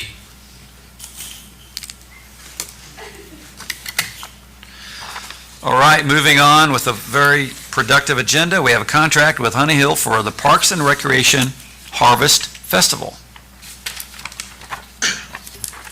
Good afternoon. So, we're going to have the same petting zoo with Honey Hill Farm at the Harvest Festival that we've had at least the past year or two. So this is the basic contract for them. Are there any questions on it, or? Any giraffes? Will there be any There giraffes will not there? be any giraffes, no. Any elephants? No, Any lions or tigers or bears? no, it's just farmyard animals. Okay. Just get, it's No from a dangerous it's a critters. farm animal, not a wild animal. Yeah, And this will Nothing be at dangerous, so- Bicentennial? yes, Park. yeah, so it'll be at, I think at Lamplighter, is that the park across? the Yes. Lawn, yeah, so they'll be stationed at Lamplighter. Oh, okay, great. This will be Footprint for funded that. by donations. It's already funded, yes. It's already funded? Yeah, everything at the Harvest Festival is already funded, so. Okay. 20 animals, any pairs? Now, you're really. not going going- all that. Sorry, It's not Noah's Ark. I'm trying to figure out what, I mean, Get what you expected, Max. any baby lambs? There might be some sheep in Lane. Okay, all right. I mean, it's not like squirrels and chickens, No. Billy goats are mean, so. but they are, I used to, they yeah, nibble a little bit. I used to raise billy goats, they were mean, so. I'll make a motion to approve the contract. Carl's getting back to Yes. business. Yeah, so move right along. I'll second Carl's motion. Any comments or questions? Hearing none, all in favor, please say aye. Aye. Any opposed? While you're here, you want to roll into Resolution 2025-45B, which is a resolution of the Board of Public Works and Safety of the City of Madison, Indiana regarding a parking area and street closure for the City of Madison Parks and Recreation Harvest Festival to be held on Saturday, October 25th, and it would provide the closures from 2 p.m. to 8 p.m. on Saturday, October 25th. Same footprint as last year? Smaller footprint. Smaller. So this year we won't have the hayride. So we're only going to close from Broadway to West Street. That's not what this says. Mine has Broadway to West Street. Vaughn Drive from Broadway Street to Ferry Street. Oh, That's they- why I asked if it was the same footprint yeah. as last year. This is the new application, you use the new. This is a resolution, Yeah, and I have printed off the resolution I sent too. Here's the Okay. one that's updated and has. Okay, well, let me, if you don't mind, I'll borrow this one. This is a closure 2025-45B, and the closure is Vaughn Drive from Broadway Street to West Street. So, we're not going all the way to campground again like We're- last year. We're not, I ran in.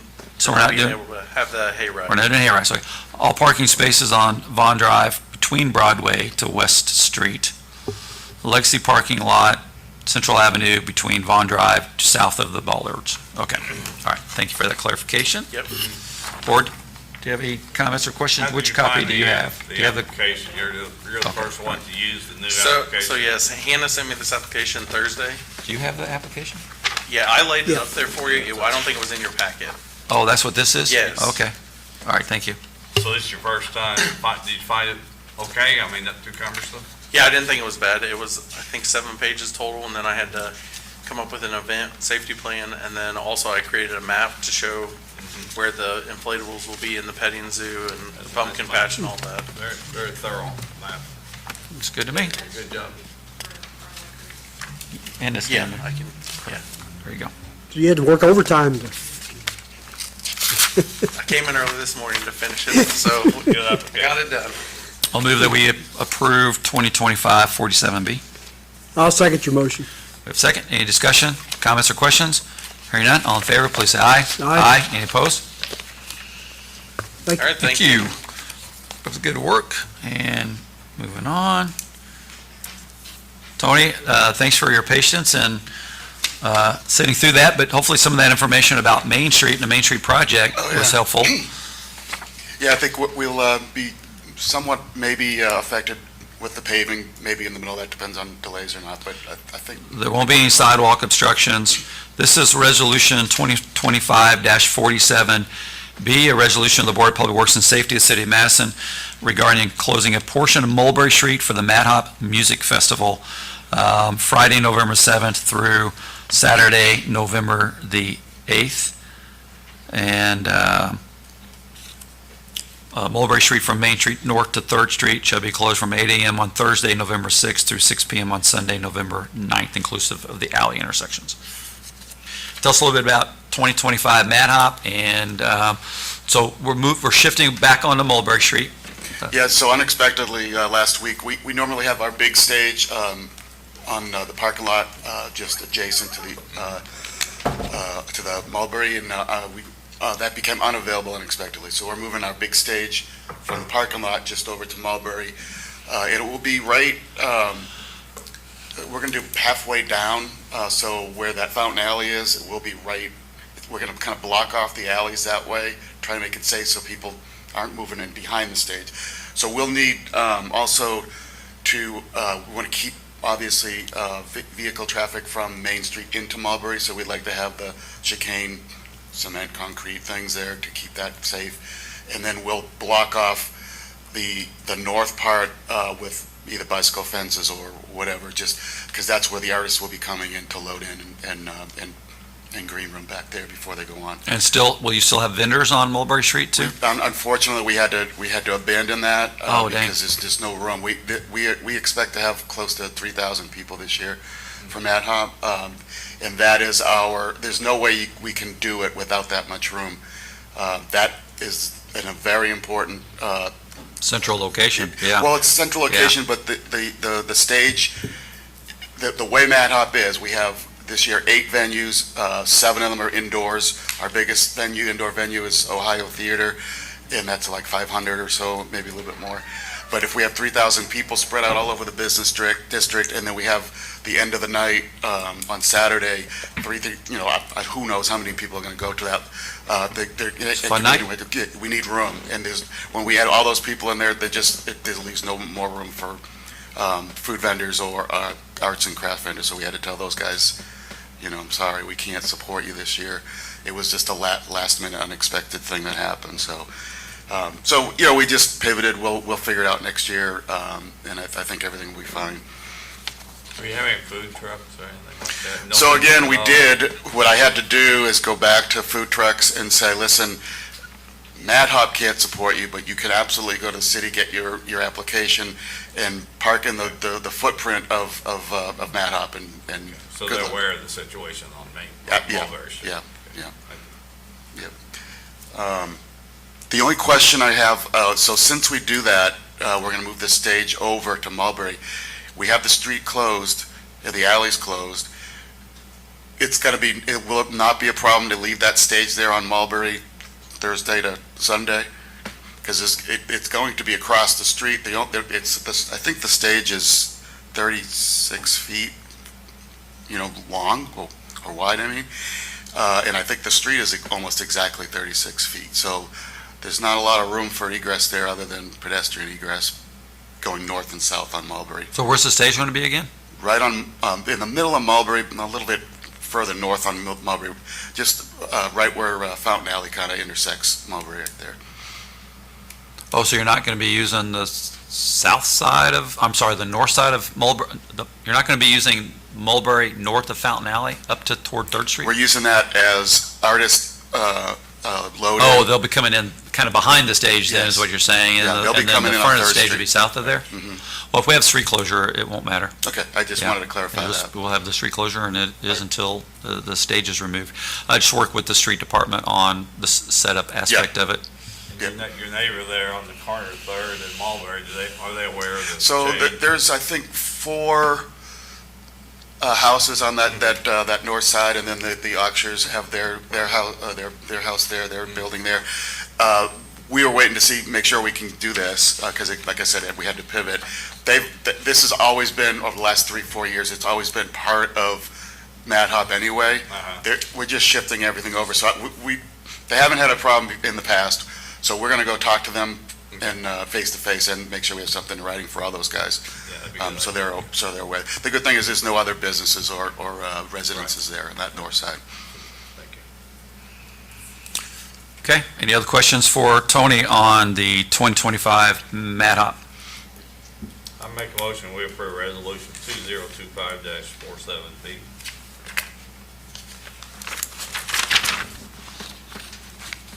Can I just have a point of clarification? Okay, the prior resolution was 45B, is that correct? No, I don't know, I got 47. For the Harvest Harvest Festival? Festival is 45B, this one's 47B. Okay. Okay. Where'd 46 go? Okay, all right, we'll go with it. We have a motion, and do we have a second? Not yet. I'll second the Okay. motion. Motion and a second. Any discussion, comments, or questions? Hearing none, all in favor, please say aye. Aye. Tony, thanks for all your work on Thank this. you. And how many bands? 35 again? There'll be, we added Friday as a permanent addition, so there'll be 3 venues and 6 acts on Friday evening, and then Saturday is 8 venues and 30 acts. So Awesome. it's a busy day for running around. It's right smack in the middle of Madison's business district, so It's, the money that's spent in the business district stays, as opposed to sometimes if Yeah. down in the river, it Right. kind of leaves It's town, here. so. good deal. Well, All thank right, you. Thank you. Take care. And lastly, we have the Madison, Indiana Stormwater Technical Standards. Are we prepared to take action on that today, Dewey, or is that something we need to postpone because Nicole's We here? are prepared. This should be your shortest item on the agenda, unless you have questions regarding the technical standards, which I have consultants that can answer some of that, but We'll just let's just go ahead and, I think last meeting, we indicated we would take the 2 weeks for review Yes. and answer any questions. I'll just give a high-level summary too, because there is a summary in the proposed Stormwater Technical Standards Manual. This is adopting the manual. yes. In, I want to say maybe in December of last year, we actually adopted the ordinance update for our new stormwater ordinance. Yes. Which was about a year into the making. And we indicated at that time we would adopt our stormwater technical standards following that, and that's what this is. That's what this is. This is being crafted by our engineers, OHM. And OHM, yep, Yep. correct. and it integrates runoff and storage methodologies for enhanced flood resilience, emphasizes construction pollution control and environmental accountability, post-construction BMP, which is a best management practice on long-term water quality, Yep. drainage easements, comprehensive design standards, and a manual as a non-regulatory but essential technical reference. So these are very similar to the state standards for stormwater. Yes. Dewey, what else could you add to provide any information for these technical standards? Have we covered it all? What's that? Have we covered it? You have covered it. It's covered. You have covered it. I just want to say this, after reviewing this, this is why we hire consultants, Oh, my gosh. It's very technical. That's why they call it technical. to put this together, so, Yeah, yes. yes. Expert. I kidded with you at the last meeting that there'd be a test, but I wouldn't even know how to put the test together. So, Well, to avoid the test, I'll make a motion, we approve the stormwater technical standards manual for the city of Madison, Indiana. I'll second Carl's motion. Any discussion? Comments or questions? Hearing none, all in favor, please say aye. Aye. Any opposed? Dewey, Thank you, great sir. presentation. hey, Thank you. I'm spontaneous if nothing else. That's And we have one item remaining in this very informative meeting, and that is PACE finals for 302 Marine, 808 East 2nd, 309 East 3rd, and 409 East Main. That's correct. Let's get our presentation going. These are always exciting, seeing the before and afters. We're in the woods right now. I'll tell you, board, these are great restorations, and they all look very good. The facades are all painted, and everything was completed. Do we have a presentation? We do, I just have to find it. Okay.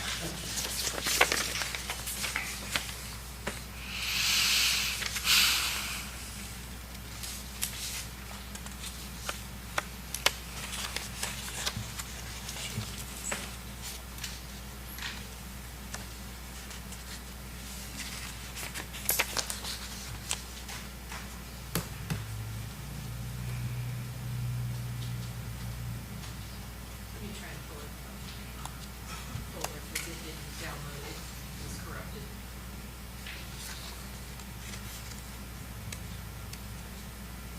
I remember this house before and after. This was Oh, the Marine Street one? tremendous, Right, yes, yes, the yep, Marine I- Street, tremendous project. I believe a year and a half ago is when I was first in there, and a lot of dilapidation, mold. Yes. Yeah, it was in really bad disrepair. Joel Storm did a good job on restoring this one.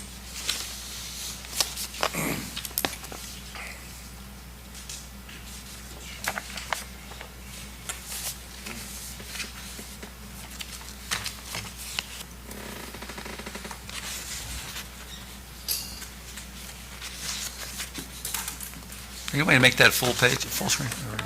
It's, my computer's doing what it wants.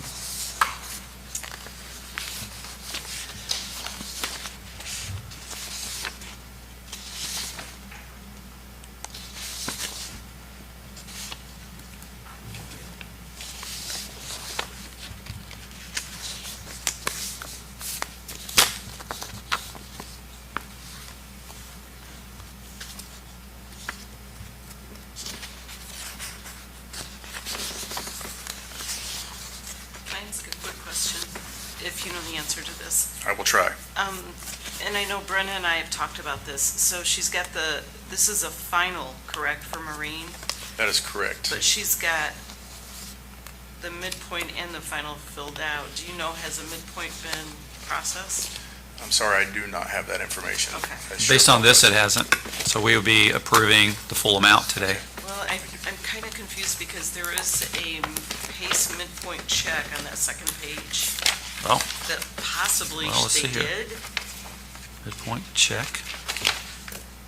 You've got the very first page with the Check three. mailed applicant, midpoint. Okay, so Yeah, we're I only, think it so is that's 12.5. just- Yeah, And let's see here. I believe mine does say Okay. final reimbursement of 12.5, correct? yes. Yeah, that's what So I I have. think we are just. It says it's final midpoint Okay. been amount. approved. Okay. Oh, gotcha. Okay. Thanks for the clarification. Looks like the other ones are just, while we're waiting. Are you ready? Okay, let's go ahead and go. Yeah, it looks like the other ones are just finals, and this is a final. Okay, thank you. Final.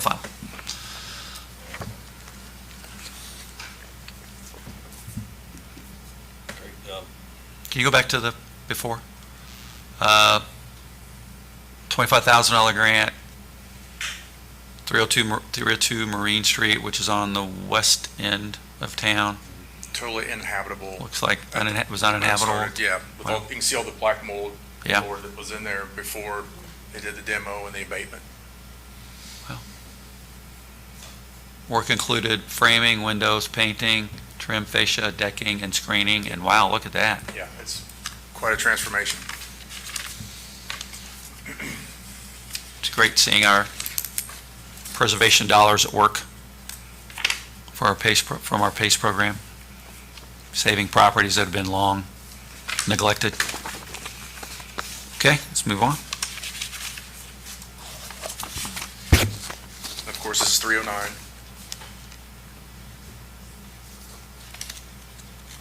And so what work was included here? And I'll just say too, is that this is always a pet peeve of mine.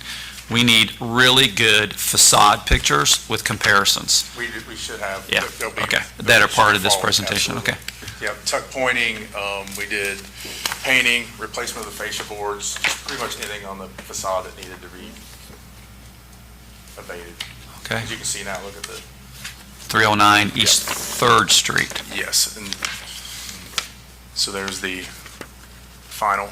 So that is between Jefferson and Walnut, so that's part of our targeted revitalization area as well. That's correct. That looks great.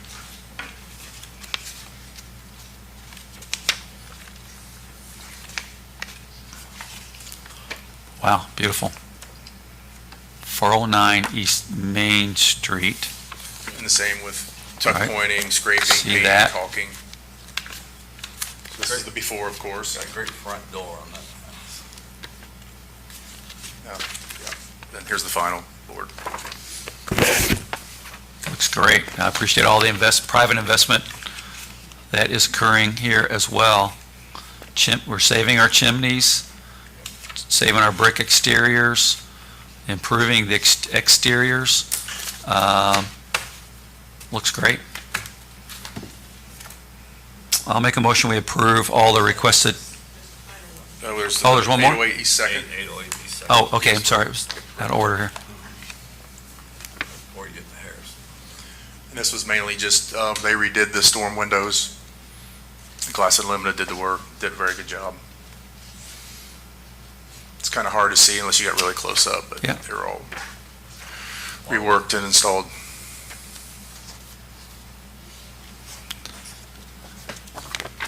Anything else? That's all I have. Make a motion we approve all the requested final payments, and I thank all of our local property owners for their investment in preserving all 4 of these structures. I'll second the mayor's motion. Any discussion? Comments or questions? All in favor, please say aye.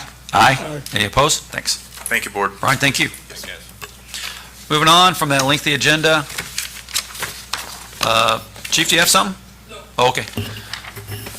Just to mention that last weekend, there's the last couple of weekends since we've met, our festivals brought a lot of people to town.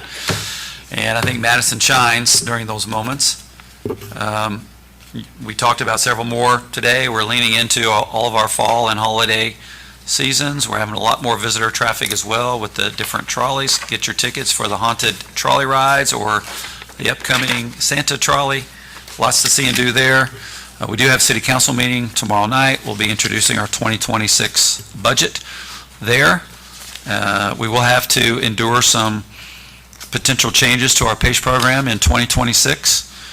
We'll manage through that. We'll navigate it. We'll continue to make preservation a strong emphasis as it has been in the last several years.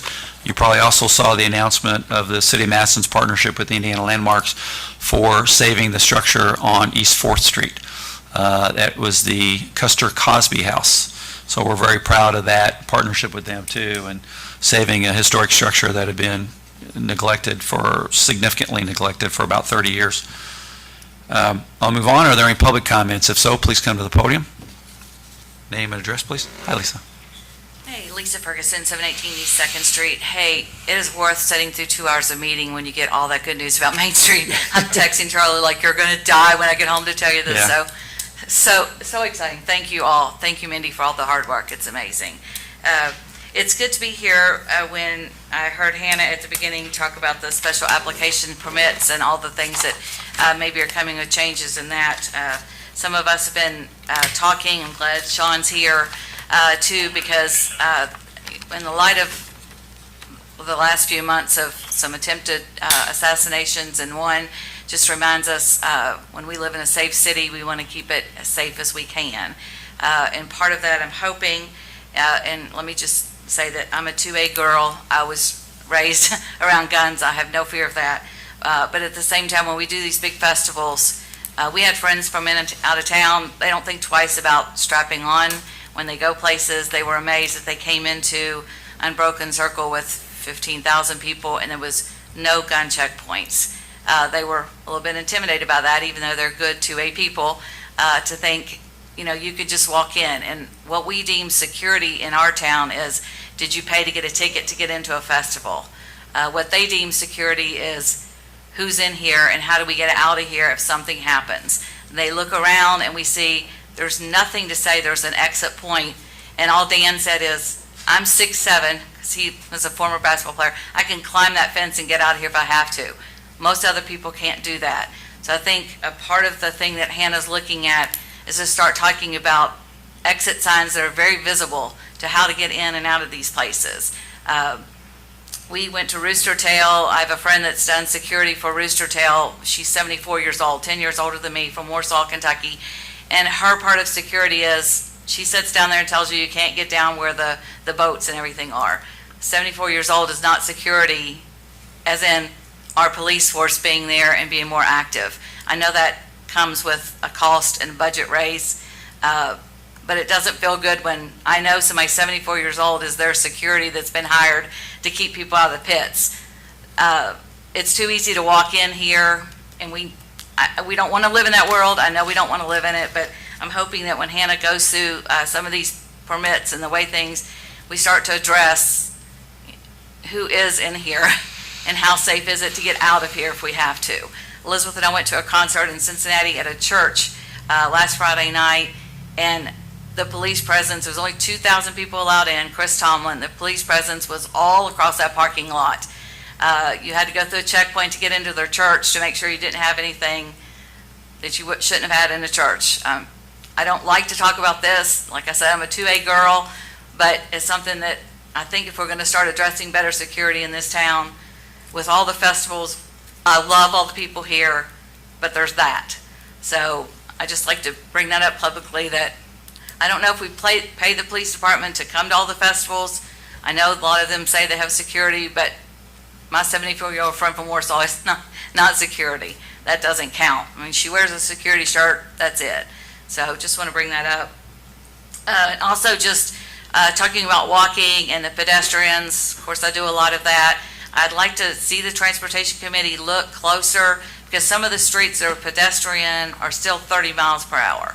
You don't need to go 30 miles per hour in St. Michael's. You don't need to. I mean, and 30 means they go 45. They're coming off that stop sign and just whirling. They don't stop. but we still have some streets that are pedestrian that are 30. And I'm like, I don't know why we just don't go to 20 on all pedestrian streets. It's more cohesive. Maybe people get more used to that. So it's just something I'd like to see the Transportation Committee look at. Can we just make it 20 because we're all residential? One's not more traffic than the other at this time. Like Mindy was talking about, everybody's on Second and Third because they're not on Main right now. So we're just seeing more and more of that. So just that. Thank you, guys. Lisa, thank you. Both very good points. We'll take a look at them. And continue to plead with those behind the wheel. Please slow down. I can tell you, we see everything. We see it all. And there is very, very poor, in many instances, drivers that are ignoring construction zones, ignoring people in the crosswalks. We've been very lucky considering we have millions of cars on our main street and other streets throughout the course of the year. They are just driving way too fast, and they're not very pedestrian friendly. They're in a hurry. And in many instances, that 1 or 2 seconds, it could mean life or death.